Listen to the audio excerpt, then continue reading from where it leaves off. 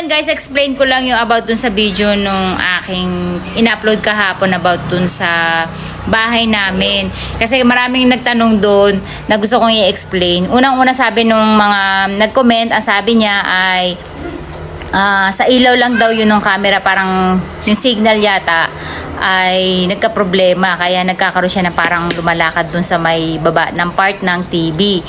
Pero ang explanation ko doon, yung pagbukas-bukas ng ilaw namin na hindi mo yun mabubukas kung wala yung remote control. Makikita nyo doon sa table, may nakalapag doon na remote. So, hindi yun magsisindi kapag hindi nyo yung pinindot. At kapag pinindot nyo yun, isa lang napindot, magsisindi na yun. Hindi magbi-blink-blink. So, paano niya yun maipapaliwanag? Then, kinabukasan, yung video, syempre nag-check kasi kami lagi ng security camera namin. And then, yung kinabukasan guys, off yung ilaw. So, yun lang yung time na nakabukas siya. Hindi na na-record kung kailan namatay yung ilaw. Pero kinabukasan nung chinek namin yung camera, ay nakapatay na yung ilaw. So, yun. Hindi ko maipaliwanag yun guys. At merong nagsabi, baka daw may remote kami sa cellphone. Actually, hindi kami nagda-download ng mga ganun. At walang remote na para doon sa ano namin sa cellphone ng ilaw na yun. So, yung nasa lamesa lang talaga yung remote. Napakasimple lang remote na yung maliit lang siya. Tapos ano lang, goma lang yung pindutan niya. As in ganun. Kasi yung ilaw namin na yung walang switch guys kung hindi mo gagamitan ng remote control. Kasi dati yung switch nun, yung dihila. Yung mga nasa Japan makaka-relate doon kasi yung mga old house usually dihila lang yun. Tapos dahil nga pag nanonood kami ng TV, pakipatay mo nga yung ilaw. So nauutusan sila Ate Aska at sila Ate Akari. Kaya ginawa na lang ni Papa, pinalitan yung ilaw and then di-remote na lang siya. Kaya hindi mo pipindutin yun, hindi siya magsisindi. Tapos ang nakakapagtaka doon, nagbi-blink-blink siya pag nagsindi siya kasi nga nung pinanood ko siya, meron siyang nakasign ng parang 'di ba pagka motion, merong sign na parang naglalakad na nakaganon, and then may sign na parang tao. So yung sign niya parang tao na may pumasok. Pero nung chinek ko yung nasa mga entrance namin dun sa may likod bahay namin, lahat ng security camera na nakapaligid, chinek namin, hindi siya nagkaroon ng motion, walang nangyari. Doon lang bukod tangi dun sa may sala lang namin na yun, dun siya nagkaroon ng record na may motion nung nga pagpatay ng ilaw, pagbukas-bukas ng ilaw. At nagbiblink siya kung makikita nyo, 'di ba? So, nandito kami sa Pilipinas pa, kaya imposible talaga na magsindi-sindi yun. And then second, doon sa tanong guys, meron doon, sabi niya, ang kalat-kalat naman ng bahay nyo, tapos puro babae pa kayo dyan. Actually, lagi talagang malinis yung bahay namin kasi madali talaga akong may stress, lalo na yung sala kasi yan yung pahingahan ko kapag ako ay mag-i-edit. Kaya lang po yung makalat kasi flight na namin nung araw na yun. And then, syempre, may mga excess baggage kasi ko nung time na yun kasi nagluloko yung gamit kong timbangan. Kasi 3 timbangan ko, hindi ko mahanap yung isa. Yung pangalawa, ginamit ko, parang nagloloko siya. And then yung pangatlo, same lang siya nung timbangan na kapag tumakapak ka, dun palang magkakaroon ng kilo, kung ilan kilo yung mo. Tapos, hindi pala siya accurate. So, nagkakaroon ako ng problema dun sa bagahe ko na akala ko na kiluha, na ko na siya, na sakto ko siya ng 20 kilos, lahat ng bagahe namin. And then, papalis na kami. Siguro mga 30 minutes na lang. And then, yung luma ko, suddenly nakita ko, hindi ko alam kung bakit ko biglang nagpakita sa akin. Yun yung manual, na which is mas accurate siya kasi mas makikita mo talaga yung saktong timbang. At excess ako lagi ng 3 kilos per maleta namin. So hirap na hirap ako guys kasi magbubukas ka, magtatanggal ka, tapos sasarado mo ulit kasama yung mga lock, tapos ikakabit ko ulit dun sa timbangan. May excess na naman ako ng 1 kilo. So, lahat ng bagahe namin, nag-excess ng 3 kilos. Kaya lapag lang ako ng lapag. So, yun. Pati yung hand carry namin, ganun. Kaya yung mga nasa table, minsan, yung mga nilabas ko from hand carry namin, kasi 7 kilos lang, baka ma-excess tayo, mahirap na. Kaya makalat siya. Yung mga nasa lames, actually, maraming kahong-kahong pa dun sa sahig. Dun, nilagay ko na lang dun sa may part ng hallway, dun sa kitchen. Kasi yung mga ramen, marami ko na iwan guys, mga sabon, shampoo. Tapos, yung nakita nyo mga damit sa sofa, tas nakasabit sa lampshade, nakasabit sa TV namin, yun naman ay naglalaba ako kasi para wala akong labahin na maiwan kasi baka mag-amag siya or mga moy. So, ang ginawa ko, naghabol ako ng labada from morning, 2 salang puti, tsaka yung puti.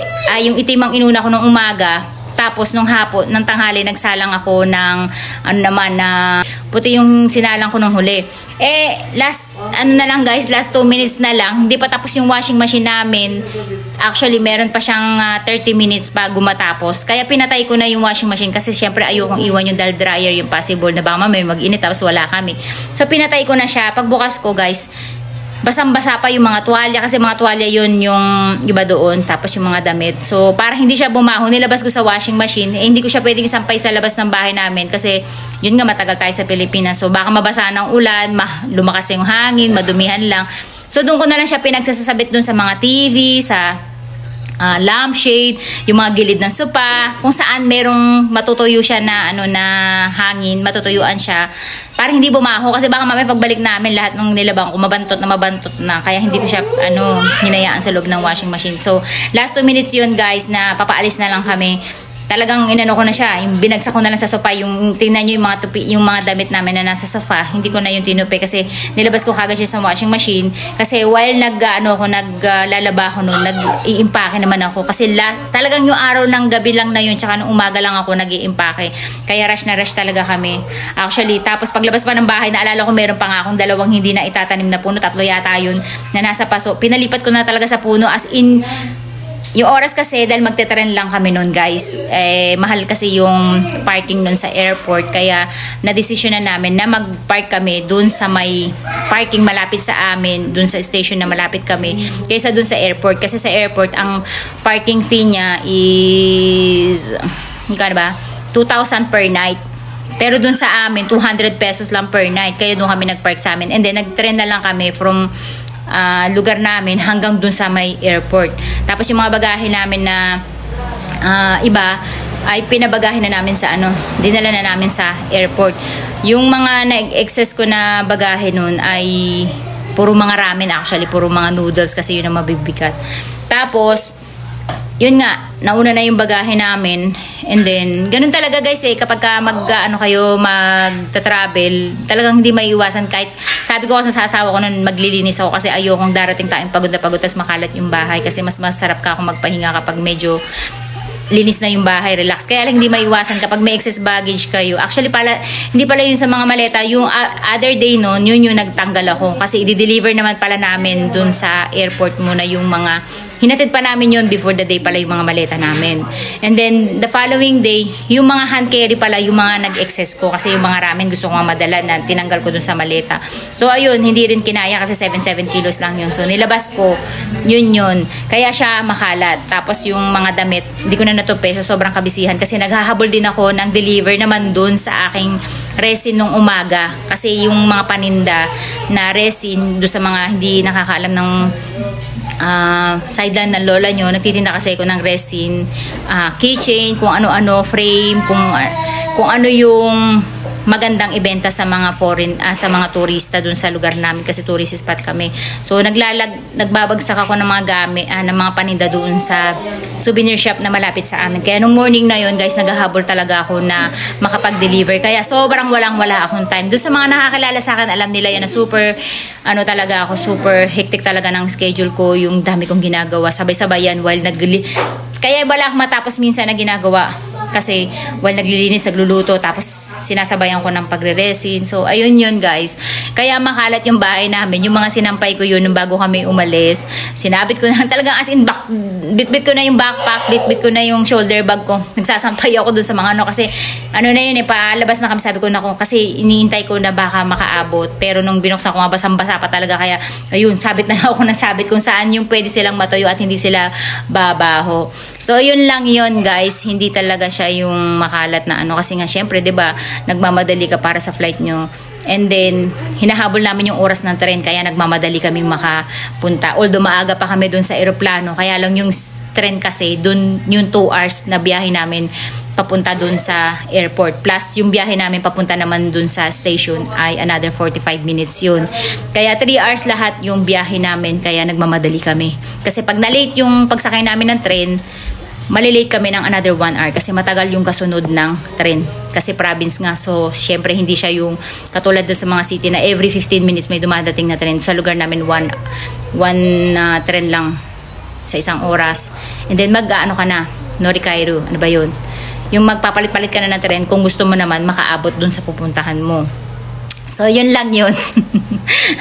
Kaya natatawa ako. And then, yung pala yung nakita nyo doon sa, ano naman, sabi nila mahina yung signal ng camera.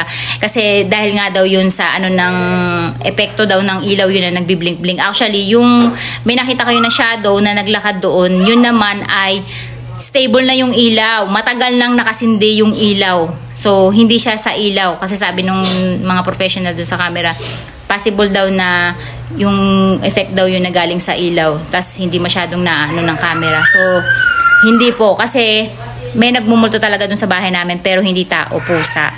Kasi meron si Akari nun, alaga na pusa na kulay, ano siya eh, kulay cement, ano, yung asfalto, yung ganun yung kulay na pusa na yun. So, hindi ko masyadong na-flex yung pusa na yun. And then, pinangalan niya yung Lily. Nasa labas lang yun, hindi ko pinapapasok ng bahay kasi marami siyang alagang pusa. So, ayoko ng pusa sa bahay, sa loob ng bahay. Kaya lagi lang sila nasa labas, si Momo, tsaka si Lily.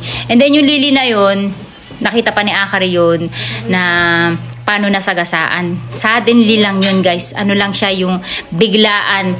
Nangunguha kami noon last year ng plum dun sa may tapat lang ng bahay namin. And then si Akari, parang ano, parang nauhaw yata siya o parang may kukunin siya. Umuwi siya sa bahay. Tapat lang kasi ng bahay namin, tumawid lang siya. And then nakita niya si Lily kasi nakahiga dun sa may parking. Yung parking na yun, parking talaga yun ng park kasi tapat kami ng park, guys. Yung pusa na yun, nakahiga siya doon. So biglang may pumasok na sasakyan, si Akari patawid na sana ng bangketa. Nakita niya yung pusa natutulog doon sa ano, sa may semento. And then, bigla may pumasok na sasakyan para mag-park. Pala, mag-U-turn siya. Nagmamadali yung ali. Hindi niya napansin yung pusa. Tapos si Akari, napatulala na lang, nasagasaan yung pusa niya. And then, tumunog yung mga boto-boto. Siyempre, na ano siya, na nadaanan ng sasakyan. Tapos, narinig niya pa yung boses ng pusa. Kya! Gumanon. Tapos, ayun nga. Tegi na yung pusa agad-agad nun. Hindi ko yun na-upload na, guys, kasi hindi ko masyadong matawag dito, maatim na makita na ganun yung itsura ng pusa. And then yung ale, sobrang sorry naman siya sa pakiramdam niya. So feel sorry talaga siya. Tapos bumaba talaga siya nung nakita niyang may post. Parang naramdaman niya na minasagasaan siya, tatalbog yung kahit paano eh. Bumaba siya.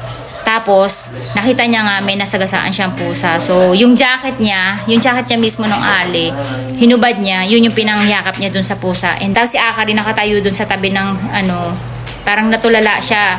Kasi nga narinig niya yung tunog ng buto ng pusa, plus, gumanon. Tapos bigla patay na. Mahal ni Akari yung pusa na yun. And then, yun nga, sabi ng ali, kanino itong pusa? Nasa tapat ako ng bahay namin. So sabi ko, ba't kaya pumapunta sa pintuan namin yung ali? Parang hinahanap niya yung may-ari ng bahay, baka sa amin ba yung pusa na yun? So lumapit yung ali kay Akari na, kaninong pusa to? Tapos ganyan, kinakausap siya. Tapos si Akari parang tulala na, hindi niya alam kung ano yung isasagot niya or ano. Tapos, yun nga, tumawid ako kasi baka ako, ano yun, parang hibit-bit kasi siya. Hindi ko rin masyadong makita kung ano yung niya, hawak niya. Tapos yun nga, sabi niya, pusa nyo ba to? Sorry. Tapos iyak yung ali. Kaya ko siya, na-appreciate ko naman yung pagsusorry niya. Kasi makikita mo naman talaga na parang nalungkot siya na siya ng pusa. Tapos alaga pa. Alam nyo ba, guys, ang pusa sa Japan, napakamahal. Yung mga ganong, ang ganda pa kasi ng pusa na yung para siyang leopard. Yung mga batik-batik niya sa katawan. Kaya medyo mahal talaga yung pusa niya. Although, napulot lang talaga namin yun. Tapos, ayun nga, so iyak na iyak yung ali, sorry talaga, hindi ko sinasadya. Kasi nagmamadali daw siya na sinusundo niya yung susunduin niya yung anak niya sa bus station. Pero hindi niya alam kung saan bus station, hindi sila nagkasundo. So mag-U-turn siya sana doon. And then hindi niya napansin kasi yung kulay talaga ng pusa ay kulay ng asfalto. Kaya ayun, nasagasaan. Tapos nilibing namin yung pusa na yun, doon mismo lang sa tapat ng bahay namin. Tapos, nalayan lang namin ng bulaklak, ganyan-ganyan. Tapos yung ali na yun, sa sobrang feel sorry niya talaga, nung kinagabihan, bumalik siya sa amin, may dala siya mga cat food, kasi nakita niya may iba pang pusa si Akari na alaga sa labas. Kasi to guys, yung nagpapakain siya ng mga stray cat, yung mga palaboy na pusa. Kaya dinadayo kami ng mga pusa kasi nila yun ng papa niya, hobby nila, nagpapakain ng mga galang pusa.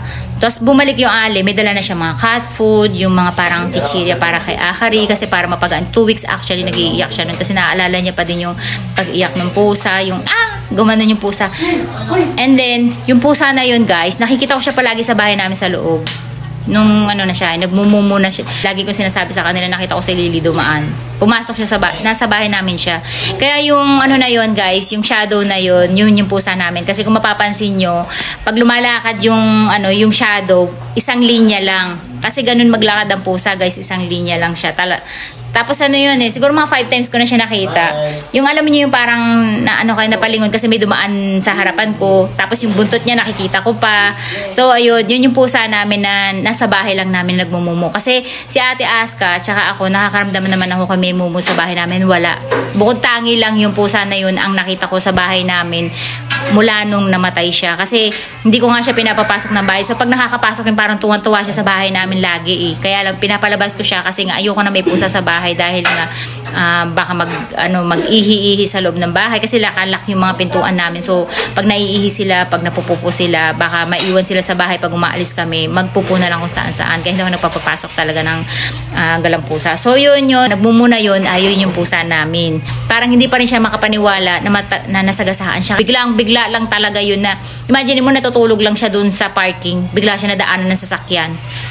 So parang feeling niya, anong nangyari? 'Di ba? Kaya yun, nandun siya ngayon sa bahay namin, dun siya nakatira at hindi niya pa rin matanggap sa sarili niya na matagal na siyang wala sa mundo na to. Pero yung pag-blink-blink ng ilaw na yun ang hindi ko ma-explain kung ano yun. So yun lang yun guys. Ayan, na-explain ko na lahat, pati yung kalat namin na